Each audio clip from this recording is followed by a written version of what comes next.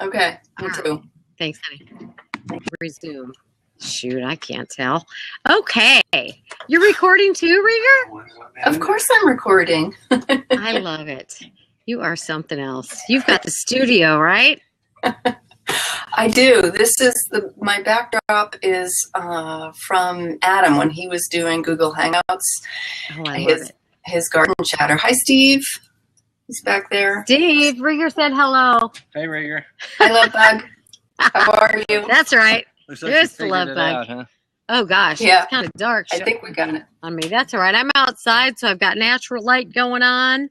Yes, it looks good. Not going to have that much light in a little bit, but that's all right. Well, this light might work. Might be in the dark, but that's okay. I got lights on out here. It'll be beautiful.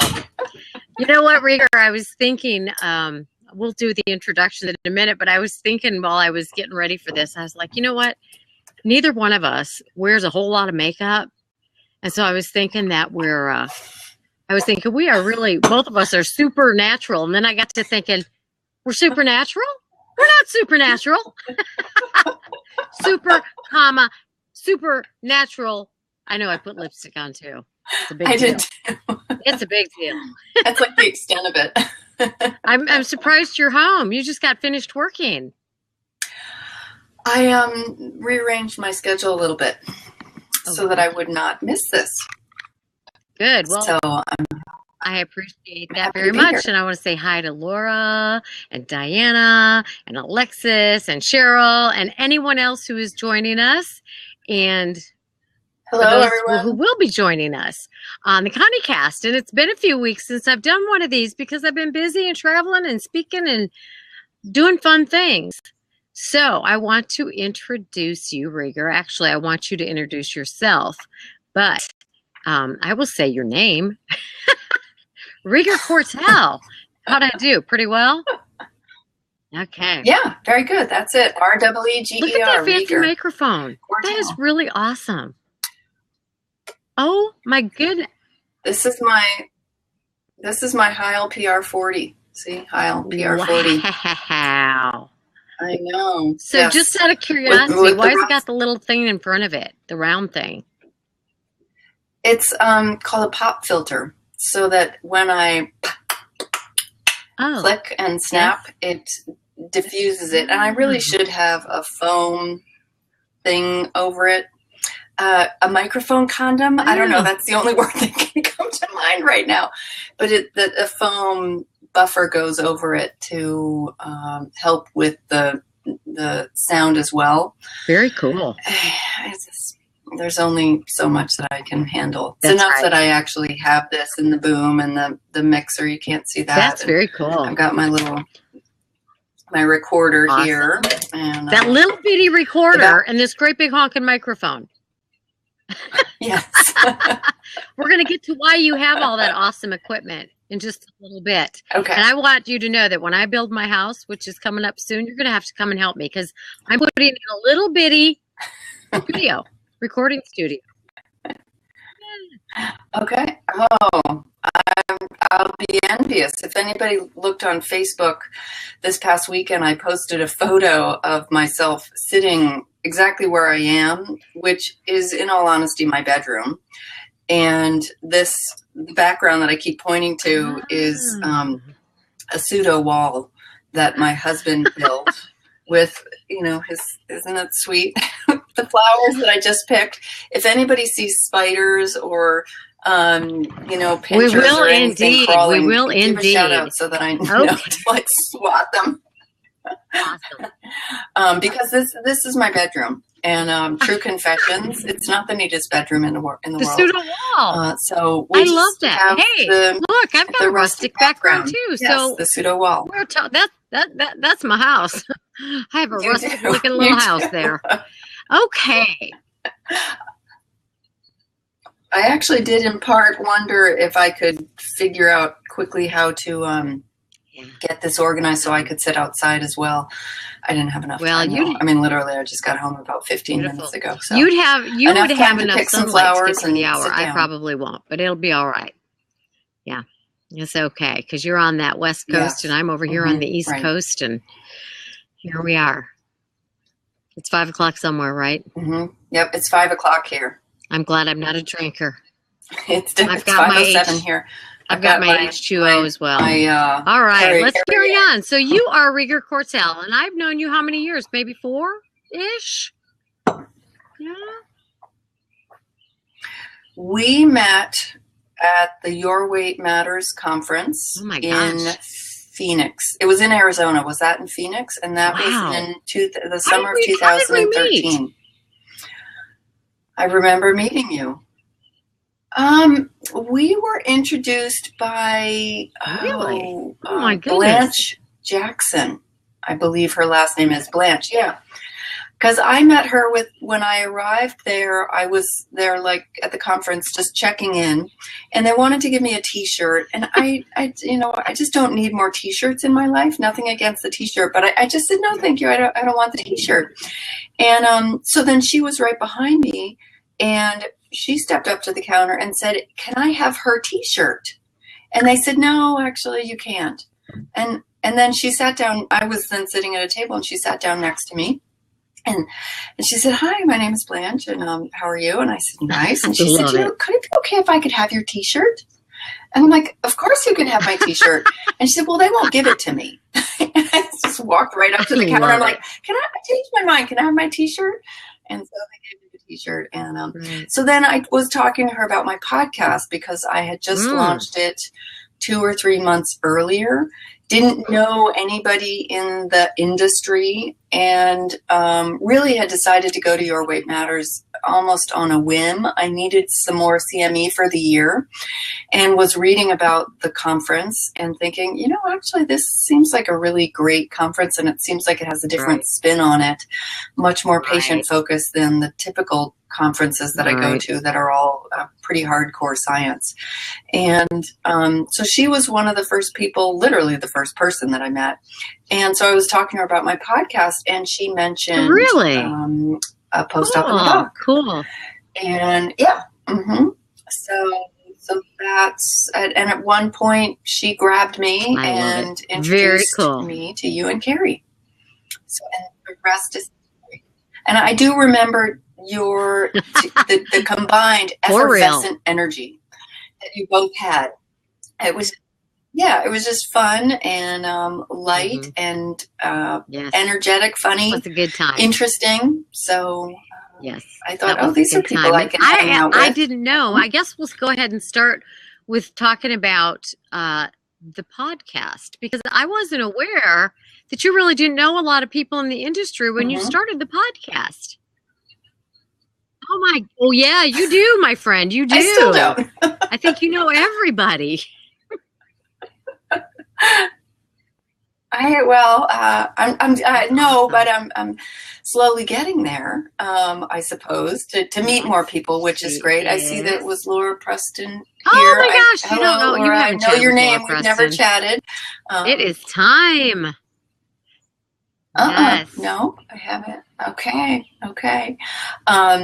So no, I didn't. I knew absolutely nobody. I didn't even really know that there was a presence with social media, with bariatrics and obesity. I wasn't very involved in Facebook. I didn't. When I launched my podcast, like right before I launched it, I knew I needed a separate email account, and I went into Google and I said, I Googled Gmail. How do you start a Gmail account? Are you still there? Because you just disappeared on me. I don't know how this works. Maybe I'll wait. Okay, I saw your little bubble just popped up. Can you hear me? Sorry about that. I just had a little bitty little bitty glitch there. Oops. Keep talking. Thanks, Laura, for covering for me. I was just going to type in there, Laura, will you do it for me? Because obviously I'm not very good at that.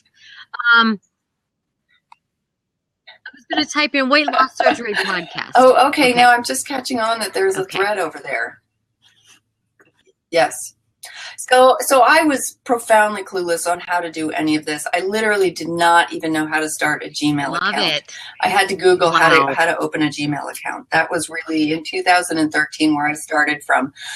And then I opened a Twitter account, and I already had my own private little Facebook thing. But as a medical professional, opening up on social media, this is kind of new territory. There's a lot of paranoia. But I really felt like I wanted to engage in conversation with people, and that I needed to be where they were. So that meant that I needed to get over some of my paranoia about social media and just get engaged. And Right. I have to protect my license just like you do. We can't diagnose, prescribe, or treat for people using social media.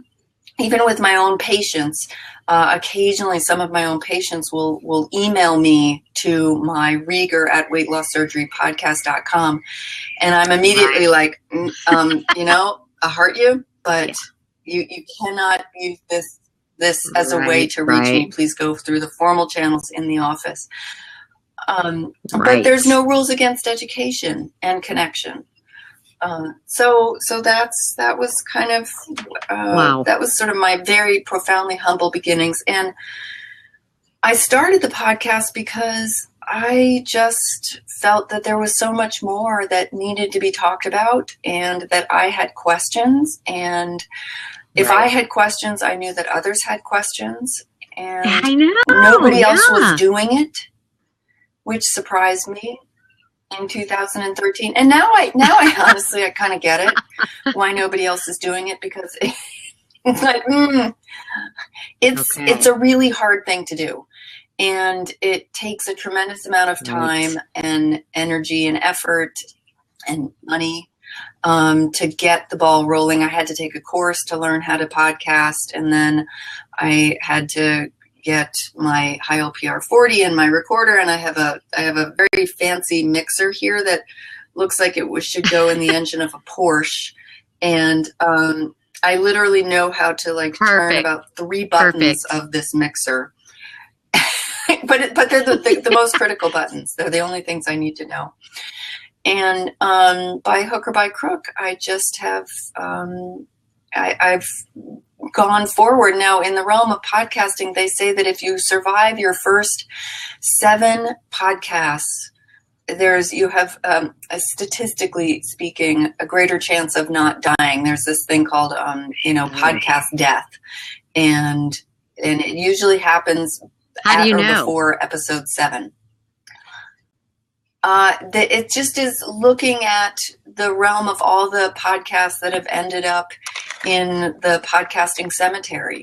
And I learned this about the podcasting death from the person that I learned how to podcast from. His name is Cliff Ravenscraft, and he teaches the podcasting A to Z course.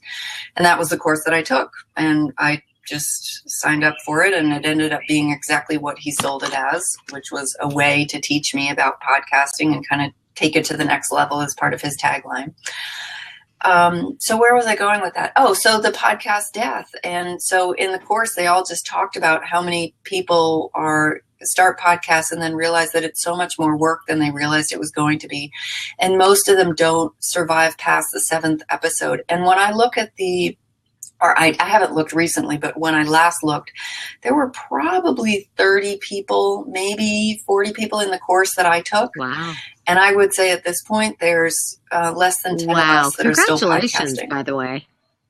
So, and thank you. And episode 70 just launched. So I'm 7 times 10 beyond awesome. Podcasting. How do people? I think I'm. How do people find it? I don't know you if have I to go to the iTunes store. That's where I always go to get on. So they find it organically because I don't have hardly any time to promote it myself, and I'm a one-woman show. I pay nobody to promote anything for me, and there's, from a business and entrepreneur perspective, there's a lot more that I could do to promote the podcast, but I'm working 60 hours a week at my day job with the bariatric surgery program, and occasionally my husband and 18-year and 13-year-old daughters like me to show up. and I do need to sleep. So how they find Right. the podcast is word of mouth. Lots of people tell me that's how they found it, was somebody told somebody. And they also find it by simply keyword Yeah. searching in Okay. iTunes. Yeah. So It's I in get iTunes. emails from people that But it's just in iTunes, say, right? That's where it lives? Okay. It's in iTunes. Yes, it is in iTunes. So if you keyword search weight loss surgery, bariatric surgery, or obesity, there's a bunch of different keyword searches that Yeah, you can find Laura the just podcast asked what's it via. called. It's called Weight Loss Surgery Podcast, which makes it pretty darn easy for anybody looking for that to find. You don't have to guess what it's about. But I'm not out to sell bariatric surgery. And I do intentionally, at this point, I do use the word bariatric surgery more than weight loss surgery, even though the title just for the average listener is weight loss surgery. I really believe very strongly that it should be called by its formal name, bariatric surgery. And the reason for that is because when we call it weight loss surgery, we're distilling it down to its only one component, and that is your relationship to gravity. And people choose to have bariatric surgery for more than just changing their relationship to gravity. They choose to have bariatric surgery to help with their diseases that are out of control. And the NSVs, all the non-scale victories, whether it's tying your shoes for the first time or getting off from 20 medications down to 2 medications, or being able to go to Disneyland and not only be able to walk throughout the park, but when I do evaluations and I ask people the question, how much weight do you want to lose? And when they give me an answer, I say, the only reason I ask that question is because I want to know if you're in a reasonable framework. But the number, I want you to forget about the number. Do the things you're supposed to do, because this is about improvements in your health and improvements in your quality of life, doing the things that are important to you that you want to be able to do. Right. Absolutely. It's if we only focus on the weight, we're just missing so much more of the scope and the breadth of all of the challenges. And then, what if a person decides that their definition of success is they're going to lose 125 pounds? Exactly. Are they not more healthy? Of course they are. But they, yeah. So that's very much my focus of why I call it bariatric surgery, and that's more in the practice where I'm working. And I've toyed with the idea of changing the name of the podcast. If you listen to some of my prior episodes from about a year ago, I said that I was going to be rebranding. I was going to be changing the name to Bari Great Life. I'm glad you brought that up, because I was going to ask you what happened to that. And so I still think it's a great name. I still love the name, but the logistics of rebranding, it's enough for me to simply get a podcast out every 2 to 4 weeks without doing the entire rebranding. So I just have kind of decided I have to put my energy where I'm going to have the biggest impact. And rebranding and changing the name is, even though my heart of hearts, that's what it is. It's the Bari Great Life. It just is not the most important thing regarding keeping the podcast up and alive and thriving. And growing. Laura was saying that when she goes out, she goes for a 3-mile pug walk every day with her pug, and she listens to podcasts then. And I am a huge fan of podcasts. And sometimes I will text Rieger and I will say to you, thank you for keeping me company on my way to Atlanta, or thank you for keeping me company on my way home from Atlanta, because I have them on my phone. I have the app on my phone. And so when I get in the car, I put on my little speakers, and sometimes I do like this so I can sort of hear the traffic and stuff. Right. But I listen to them in my car because I haven't figured out the Bluetooth, so it comes over the radio, but I'm sure I could not. But I'm not sure about that, Rieger. Yes, I'm sure you could. You've made quite a leap. You went from 0 to 60 with the the technology. I'm still at about 15, but that's very cool, because I love listening to your podcasts. And there's a few you did at the very beginning, and as long as I have been in this field, which is almost 12 years, I still go back and listen to the ones about the different surgeries because I'm not in the medical side of it that much, right? But it's so important for me to really have an understanding. And I must have a short-term memory, but I go back and I listen to those because you explain them so thoroughly. And you have amazing guests. So let's talk about the guests you have on your podcast, because what a range of guests. Where do you get them? How do you think of them, and where do you get them? Yes. Well, I follow my curiosity is the overarching theme of how I choose the next topic. And something like right now, I've got one episode in the can, meaning it's going to be my next episode, and that's a follow-up with Jeff Newell. And then I read research studies, or people will email me. And when they email me and they tell me a little bit of their story, then I'm kind of like, there might be a story here that we need to pursue as far as what you're expressing and your journey thus far. You're not the only one that is going through what you're going through. There's one particular gentleman, his name is Jerry, and he emailed me about some episodes that he's been having with low blood sugar. Sure. And this is a really important topic to talk about. It's not very common that people have hypoglycemic events after Roux-en-Y gastric bypass. But boy, if you're that one person that is having what we call reactive hypoglycemia, and nobody's talked about it and you don't know about it, it can be a fairly, I don't want to say devastating, but it can be a very life-altering diagnosis to have. And so I'm in the process of seeing if he and I are going to get together on Skype and do a recorded conversation.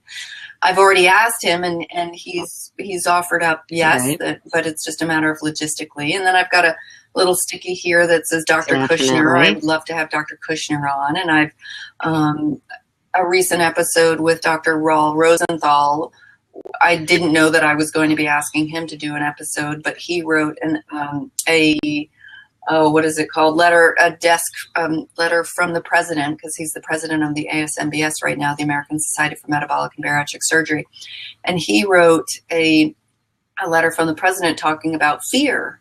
And he said that people fear bariatric surgery more than they fear obesity. And I think that that's really a very accurate statement. And I don't think that it's talked about enough.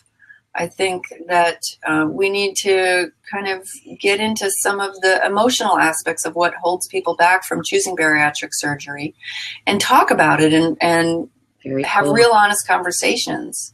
And bariatric surgery is it's not meant for everybody, regardless of what their BMI is or their disease burden.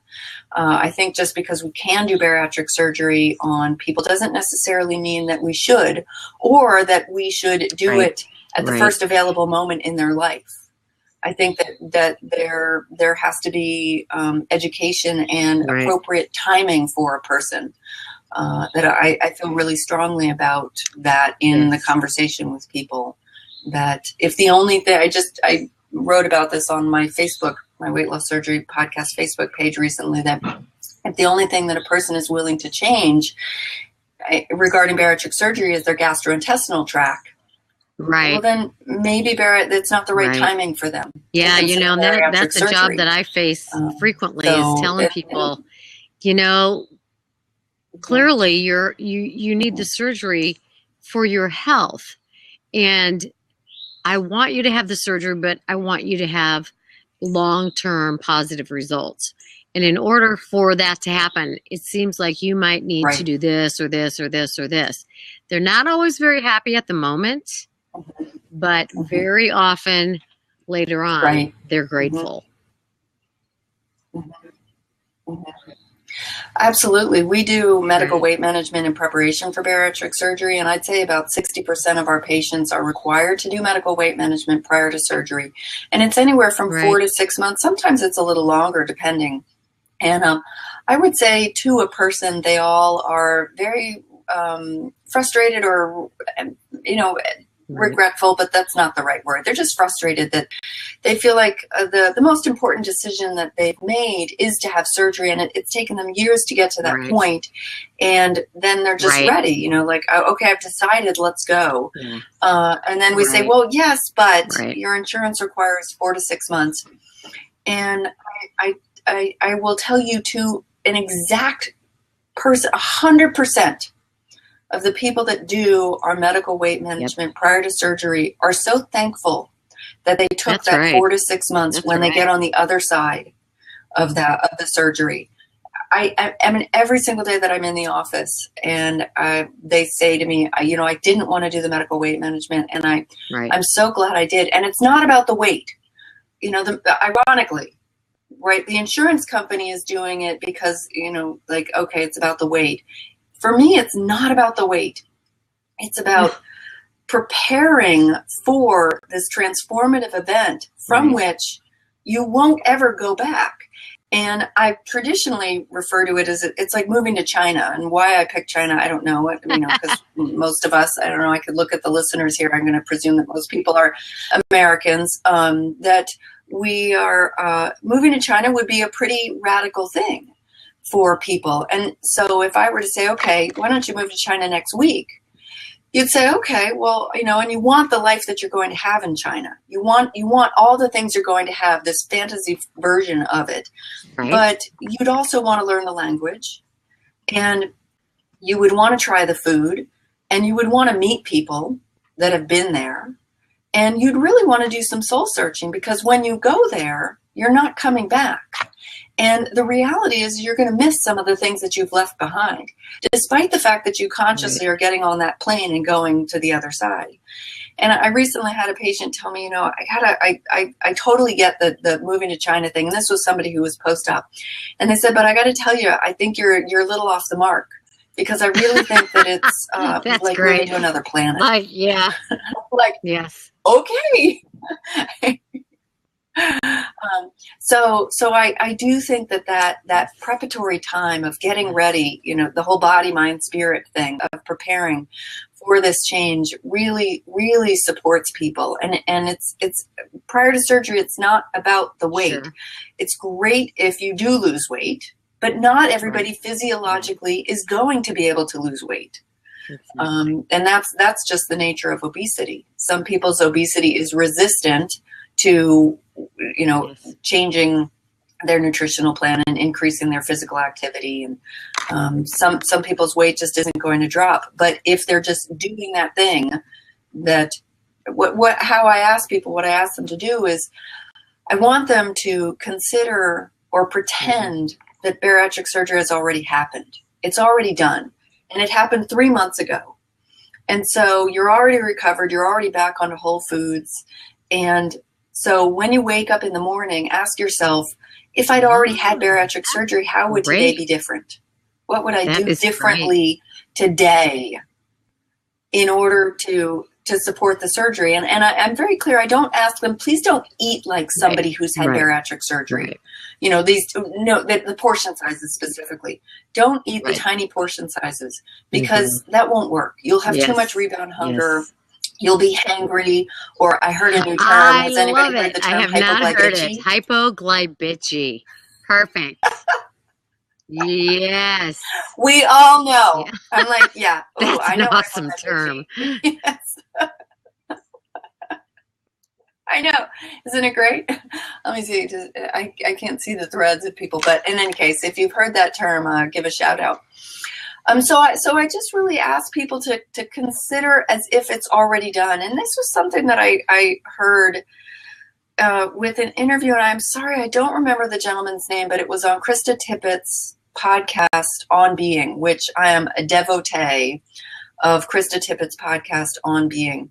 And she was interviewing a gentleman, and he was a reverend, and he was Dr. Martin Luther King's right-hand man or left-hand man or whatever, during the marches on Selma.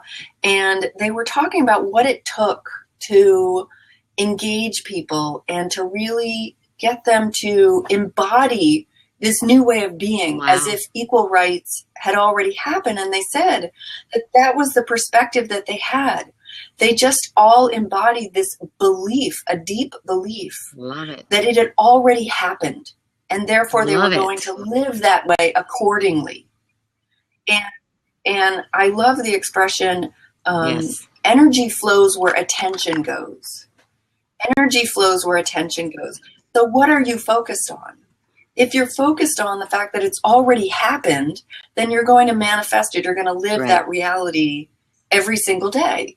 Or if you're focused on the fact that it's not only has it not happened, but it's never going to happen, that negativity, then, You know how I guess describe what? that? It's never going to happen. Steve and I went And so- skiing at Lake Tahoe Wow. over spring break because we have the Masters here in Augusta, so everybody leaves.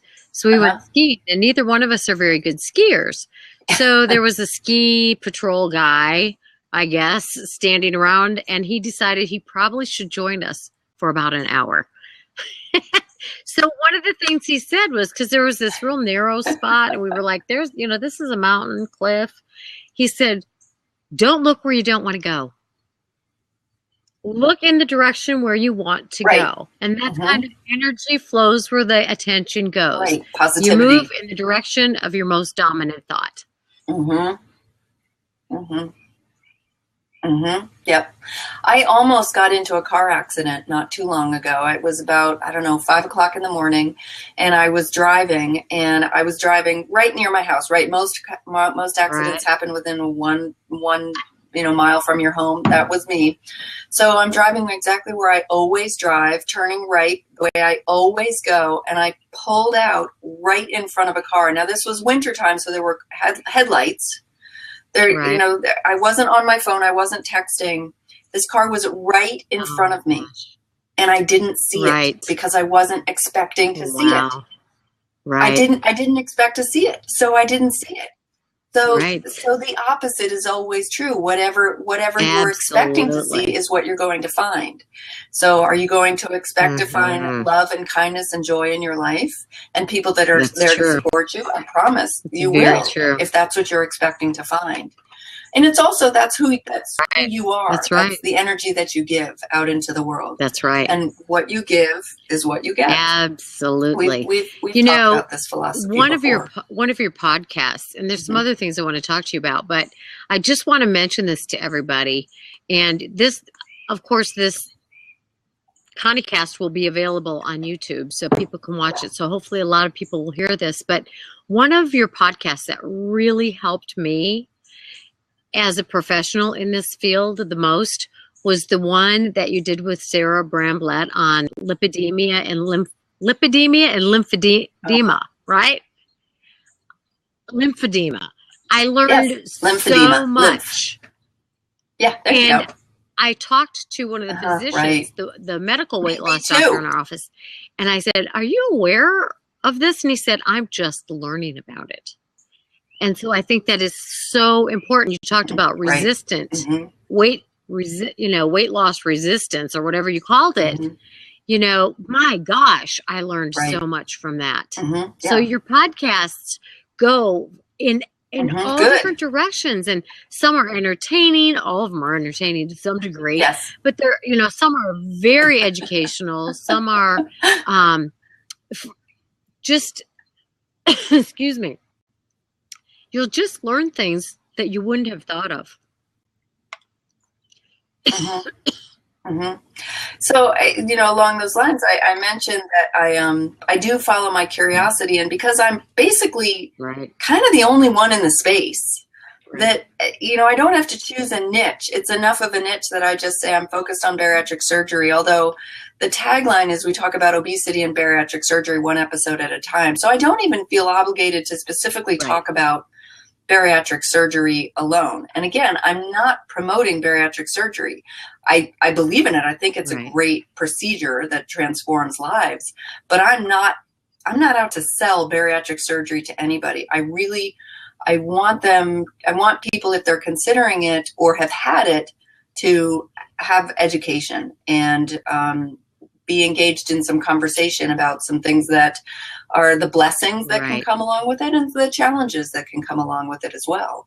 Which But they need to sometimes hear those about challenges them. are not the ones that Speaking of people expect. preparation, you know, people need to So, understand, and it's right. almost everything that I've heard on your podcast, I can relate to this patient or that patient or this patient or that patient. And I'm sure that almost every patient, it's like group therapy. Somebody talks about something and there's morsels that fit each Yeah. person's situation. Yes. Right. Yes. Yes, yes, those aha moments.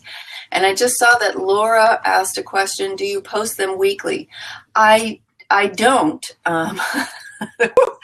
I will tell you, so each episode, they average in time about an hour, you know, maybe more like an hour and 15 minutes average length of time. But each episode takes me from the time that I sit down at Skype, and I'm not even including the preliminary emails or trying to get somebody's attention, like, pick me, pick me. Like, it took 6 months to get Dr. Karen Herbst's attention for the lymphedema episode with Sarah Bramblett. So it takes me at least 12 hours of time that I put in per episode. And the lipedema episode, I think, what was it, episode 68, if I remember correctly. That was at least a 50-hour episode. That we have a guest. I put in. Hello. Hi, how are somebody you? just popped in. Hello. Hi, Dr. Corey. Thank you. I'm well. How are basically, I have a consultation firm that basically encompasses life and career coaching and business consulting, and I have a network marketing too that I collaborate with my wife too. Do you have a question, Dr. Corey, about weight loss surgery? Yeah. I just like to say that we incorporate law of attraction when we do coaching for people who want to do weight management. What do you think about that? I wanted your opinion. Yes, and obesity. About the law of attraction? Helpful as a tool. Are you talking about it from the perspective of just a philosophy of life, or is there a particular principle of the law of attraction me and my that wife, you're referring to? Incorporating that with people who are having weight issues and they like to do weight management through this philosophy.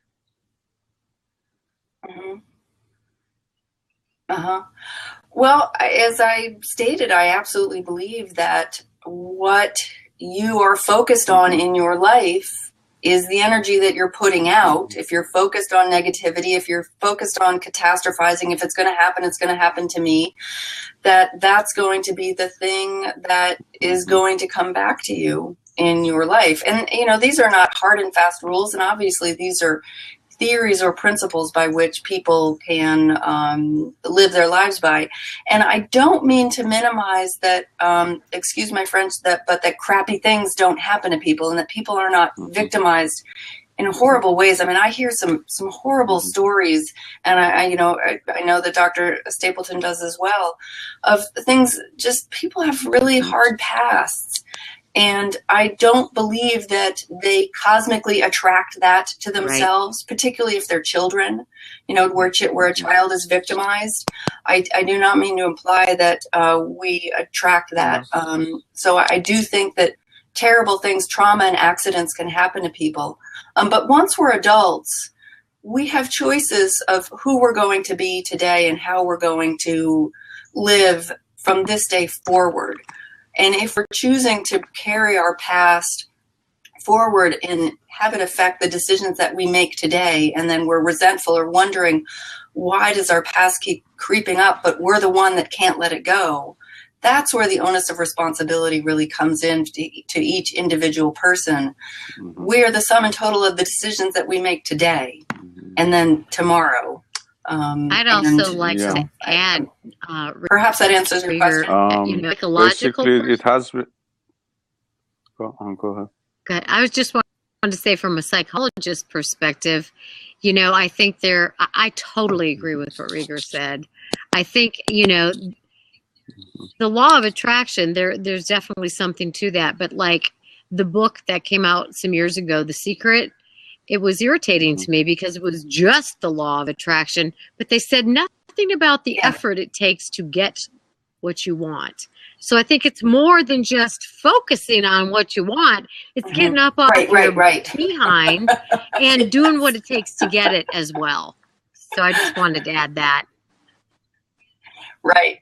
Yeah, if you're just going to sit in a lotus position, which I'm all fine with sitting in a lotus position and meditating, but if you're not going, you know, and just sort of like universe provide for me because I'm energetically putting it out there, but you're not following through in your action, then you're again you're going to get you're going to get inertia. You're not going to get it. You have to follow through and do the work. All right, you got to do the work. I do come from a background of psychology because I have my PhD in psychology as well.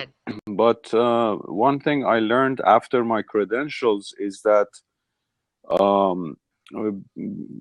beyond the conceptualization and the clinical work that I did at the time, you know, I mentioned law of attraction, which I use as a tool, but I've created other platforms that basically allows people to, in the coaching session, which is more kind of like life coaching, is not so clinical. They get to play out or become, for example, more spontaneous, if you will, to what they need to do rather than, you know, chores of, you know, doing so many things that becomes more of a boring kind of a system or systematic kind of a issue. So yeah. I don't mean to cut you off, but we've only got a few minutes left, and I have a few specific things I wanted to ask Rieger about. But thank you so much for coming on and asking that question. Appreciate it. So Rieger, bye-bye. How did you get into working in bariatrics? I get the sense, and I don't even know the answer to this, that you were a nurse practitioner for a while before you got into the arena of weight loss and bariatrics. No. Okay. No.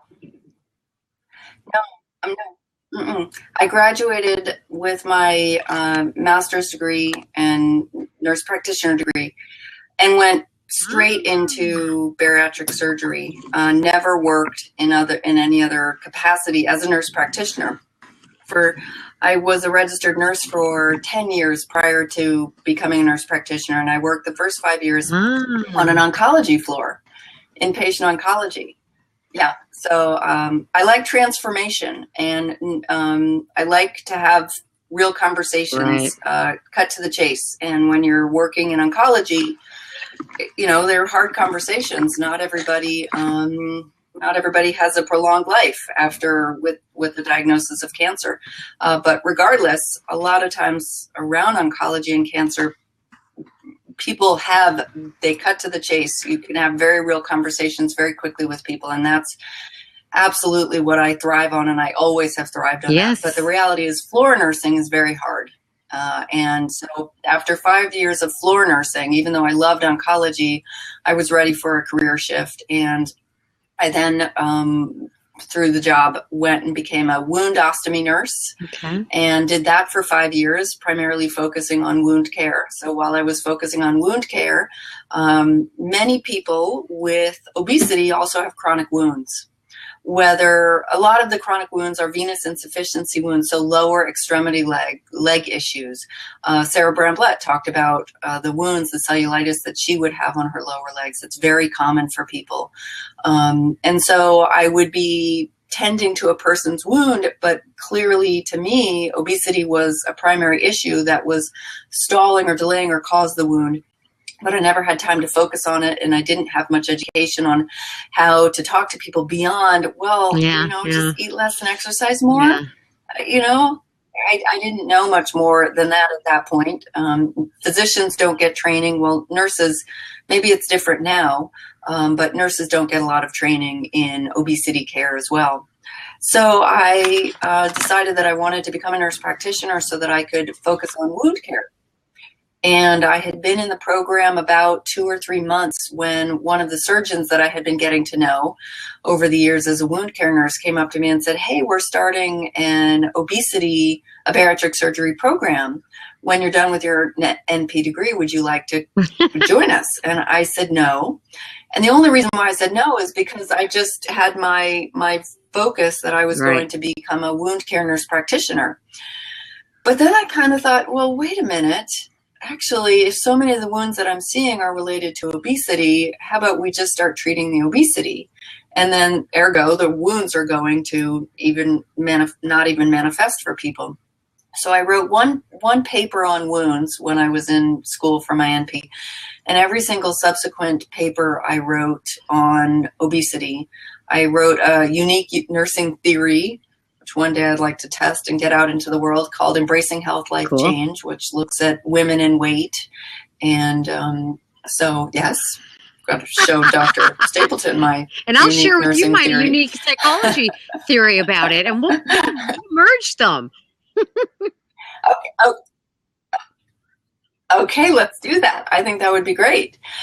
So as soon as I graduated, I did interview for the wound care job, but I pretty much went immediately right into bariatric surgery.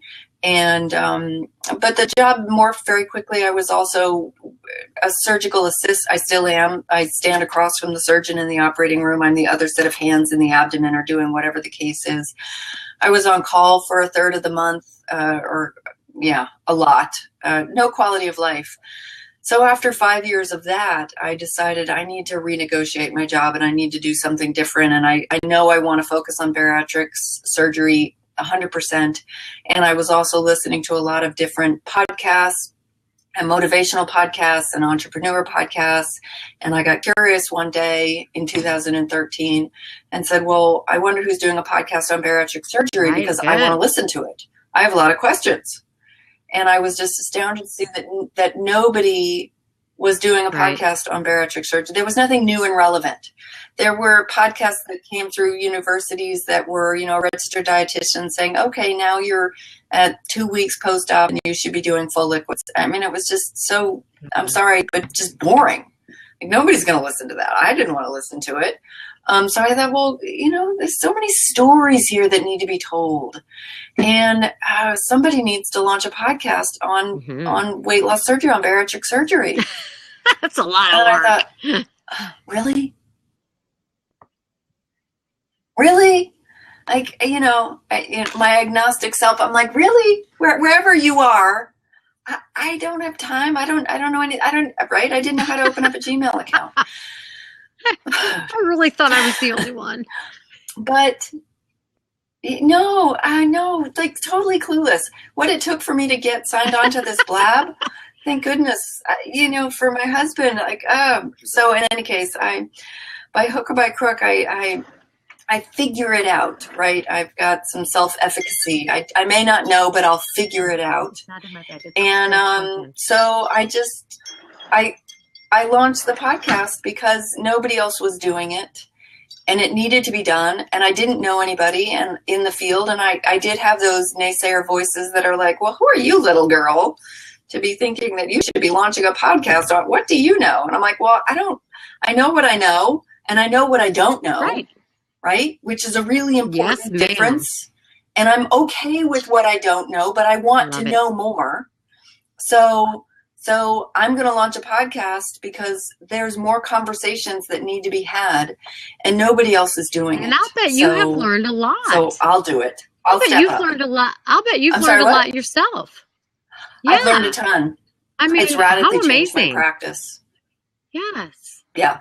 It's completely changed and broadened my practice. There's so much more that I bring to each and every single encounter that I have with my patients. And my patients listen to my podcast too, so they learn as well. And I'm sharing that knowledge and that support and belief in people, right? I conclude every single episode with, I believe in you. I believe in you, because I really do. And it's, you know, that's like the foundation of who I am, is a belief in people. And you get what you give, right? So I believe in people, so it's astounding to me. People believe in me.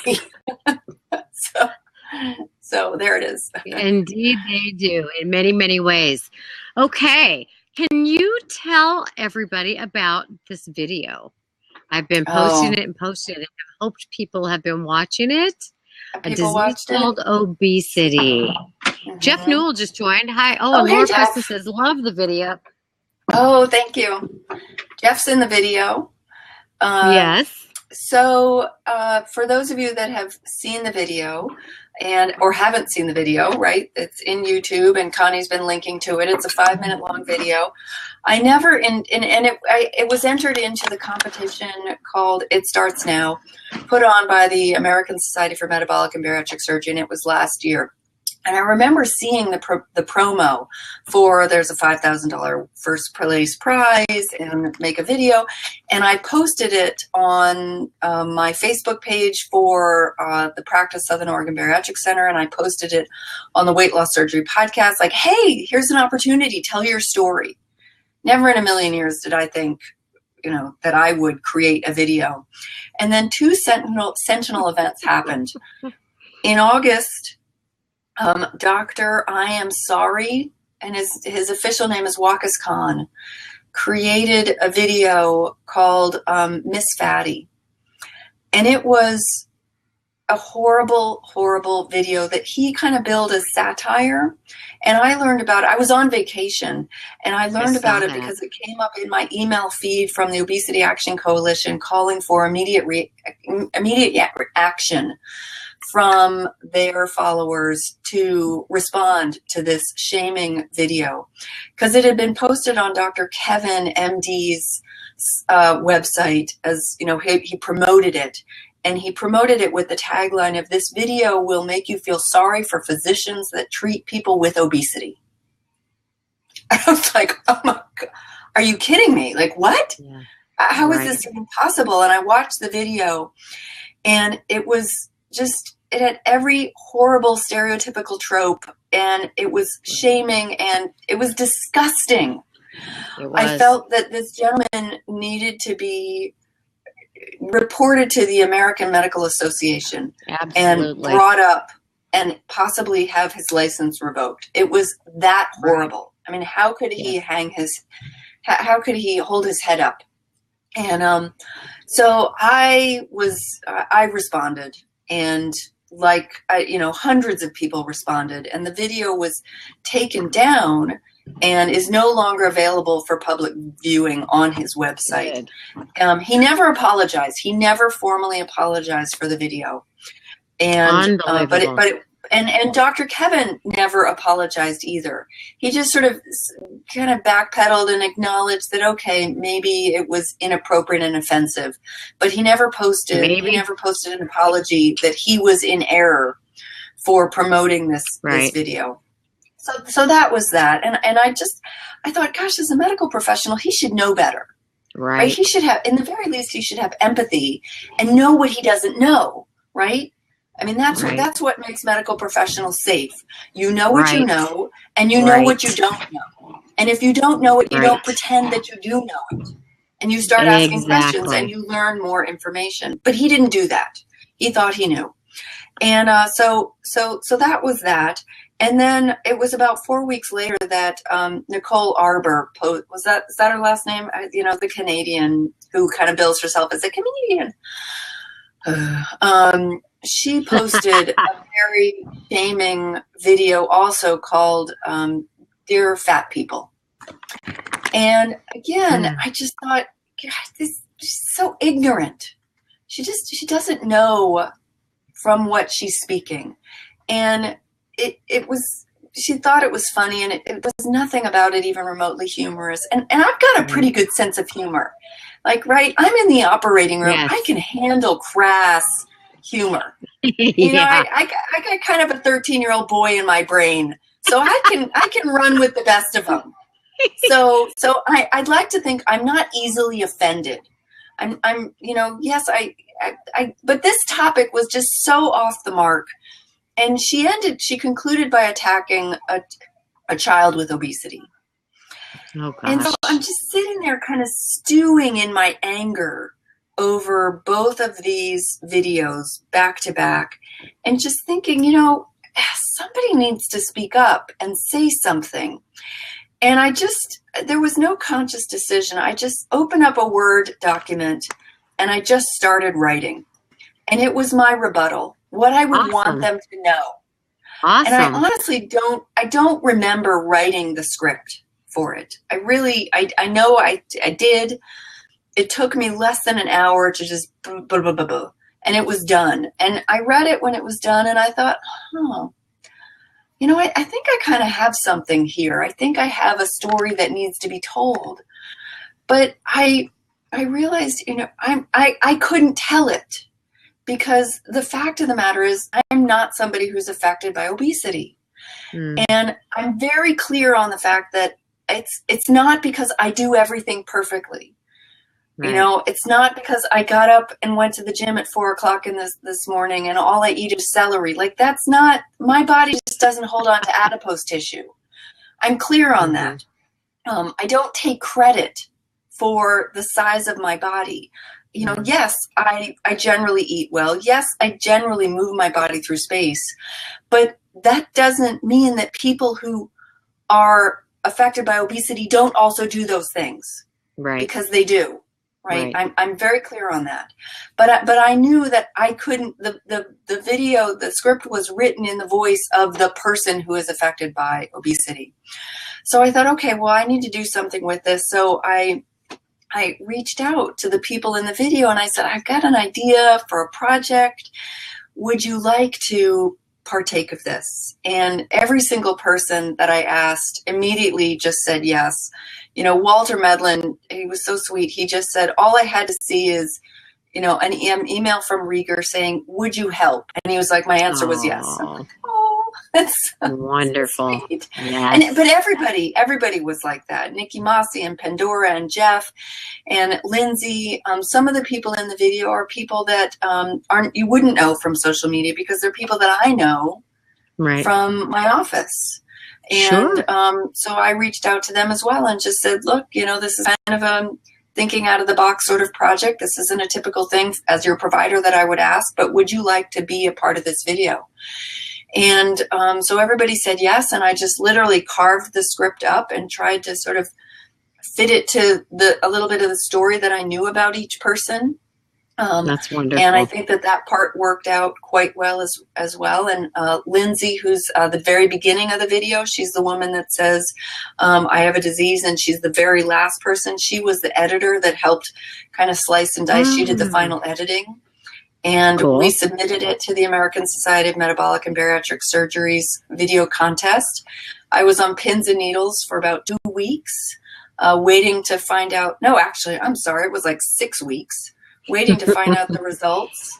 Wow. And come to find out that the video took first place. Such a deep and profound honor. Absolutely. It won $5,000, which, true to my word, I donated all of that money, every penny of it, to the Obesity Action Coalition. Awesome. And we, as a group, decided that 50% of the money would go towards a scholarship fund for the Your Weight Matters conference. Awesome. And the other 50% of the money would go towards their Bias Busters department or work, the work that they do to help fund that work. So I'm very proud, very, very proud of the video. It really, So that's beautiful. It's kind of funny. And I'm sitting here thinking, gosh, I can't wait to see what Rieger hasn't ever thought of, but comes up with next. Because you said, never thought of doing a podcast. I never thought of making a video. And you are one amazing woman. And you know what? You don't know how to do these things, but you do them anyway. And that's awesome. Feel the fear. Do it anyway. Yes, yes, exactly. You know, that it's that self-efficacy, which I was not somebody that I really thought of myself as having much self-confidence per se. But in hindsight, I realized that I do, because it is that principle of I may not know, but I'll figure it out. Or again, I'll know who to ask. Sure. And if they don't know, they'll know who to ask. Yes. And so I follow my curiosity, and the less that I think about it, the more that I just sort of let it. You know, I'm going to sound kind of woo woo, right? The more it just sort of the muse comes and there it goes. There, Yes. You know, then an idea pops in my head, and I've come to just trust the process at this point. You know, after my episode with Jeff Newell, I as I mentioned, I don't have any other episodes that are in the can. I've got a couple of things that I'm thinking about and trying to organize, but I just trust that something will come along. Right. And Right. that next episode will be there. That's the It's creative inspiring. process. Really, I mean, what you've done with all of these endeavors is really inspiring, and Thank just you. in personal ways, you know, to each one of us, because we all have things that'd be like, Yeah. that might be kind of cool, but most of us talk ourselves right on out of that. So Right. I really am encouraged by you just saying, well, if I don't know, I'll find out. And that's just, Yeah. you know, that's very cool. Yeah. And I you know, appreciate you sharing that with everybody. Absolutely. I'm a firm believer that, you know, you can't wait for permission. You know, you can't wait externally. You have to give it to yourself. That's what I said. You have to be willing. You have to be willing to fall on your face. Or I don't like the word failure. I don't believe in failure. Yes. But stumble, trip, right? We don't learn from our successes. We That's learn right. from the things that made us trip. Absolutely. Where we go, oh, and Yes. that's the critical difference Yes. between a growth mindset that says, oh, okay, well, maybe that didn't go as best as I thought it would, but I learned some things. Right. Or a failure mindset that says, well, you know, I couldn't do it. I failed. It's done. I've proven it. I can't do it. Exactly. You know, a growth mindset acts, evaluates, and pivots when needed. And so, you know, we all need to be doing that. Thank goodness we learned how to walk by having a growth mindset, or else we'd still all be crawling. Exactly. The first time we fell on our bottoms. And I'll bet we each fell a few times. I tell that but permission thing. Somehow is it? Go ahead. Well, that permission thing. You go. I tell people, write yourself a literal permission slip. Like you know, when you were a kid in school and your parent wrote write yourself a permission slip, because you are absolutely right. We need the permission from ourselves. Right. I love Seth Godin's words where he says, what are you going to do when it's your turn? And by the way, it's always your turn. Yep. You know, like you got to step up. Nobody's waiting for you, or you know, you can't wait to be given permission. If it needs to be done, go ahead and do it. And the world will be better off. You know, a woman reached out to me recently and had listened to my latest episode, which was by Rob Portinga. He interviewed me. And she was talking about how it was helpful for her because there were some things that she was feeling held back, and just listening to my story, she realized that she could do it. And I just really feel like, how is the world better off if we each keep ourselves small? Exactly. The world isn't better off. I love it. So, and we love bravery and courage in other people, right? But we cower from it in ourselves. And so, be that person that you would love to see in other people. You bet. Beautiful. That time went really fast, and we were thinking, well, what are we going to talk about? I know. Well, here's 3 things. We'll kind of go with these 3 things. Holy moly, we could go on for hours, girl. Yes, we could. Have you been following the feed? Did anybody have any questions or anything? Or before we sign off, anybody question? Kind of been building them in as they've asked, and so we're doing well. As I said, this is going to be put on YouTube. It will be under my name, Connie Stapleton. I'm pretty sure you can put it on yours too. You know, you can link it somewhere. I'll figure that out. Yeah, we'll work I have on no that. idea how to do that. Yeah, we'll work on that. Laura Preston, thank you as always for kind of running the board over there. You're great. Appreciate it. And you and Rieger need to become friends now. And Yes. Laura, collaborate. future episode. Yes, absolutely. Laura's been around Oh, for and as long as I I have. need to tell Laura that I am the owner of 2 pugs. Oh my gosh. That's it. Sealed the deal right there. 2 pugs. 2 pugs, 2 fawn pugs, Zephyr and Tico. That's awesome. Yep. I didn't know that. That's cool. Yeah, pug lover right here. Can I kind of close and just share with everybody the mentorship that we share? Because I think it's a great idea. Rieger and I meet every month on the phone for a while, and we kind of say, you know what, this is what I'm working on. We give each other feedback.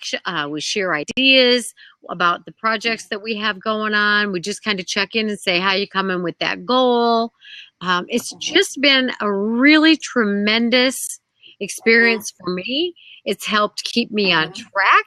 It's helped me to look beyond some of the things I may have. And you've also helped me so much in honing in on, because I'm kind of like, oh, I'm going to do this. And I just think I'm going to do this. And then you're like, well, how is that going to look on stage? Or how is that going to look on? I'm like, I hadn't thought about that. Maybe I ought to, you know? So I love that.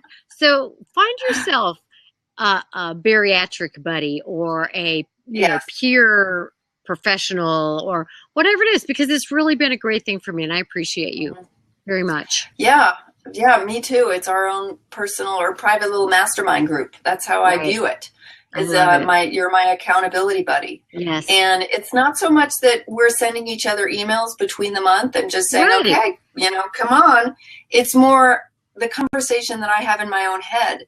Like, okay, I'm going to be talking to Connie in 2 weeks, and I'm going to want to tell her this. And I know she's not going to judge me if I say no, and I'm not going to judge myself. But there's a reason why we're doing this, and it's to kind of just move the ball forward ever so slightly, or in big leaps and bounds. And so, yes, it is very helpful. I completely agree. It is.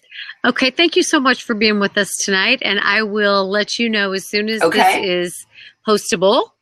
And thank you, everybody, for spending your time with us. Please encourage your friends to watch it. There's some great information, and I know people are going to learn more about your podcasts, and hopefully many, many more people will watch the ASMBS video, because it is such a great message. Yes, absolutely. So thank you for doing that. And hopefully some of you are going to WLSFA this weekend in Nashville. And I will see you there if you're going to be there. Okay. I'll find you some people. Are they going to be tweeting? To interview. Are they going to be tweeting? Okay, I'll follow on Twitter. I'm most likely. Link me on Twitter, everybody, most likely, so I'll see it that way. Yes. Okay? Okay. Okay. Sounds good. All right. Thank you. Hope you have a good rest of your evening. I think I'm going to do this out here from now on. It didn't get too dark with my lights, did it? Good. Yeah, I'm going to get a fake wall, too. I like that idea. With the flowers. Everybody should have one. All right. Bye. Good night, everybody.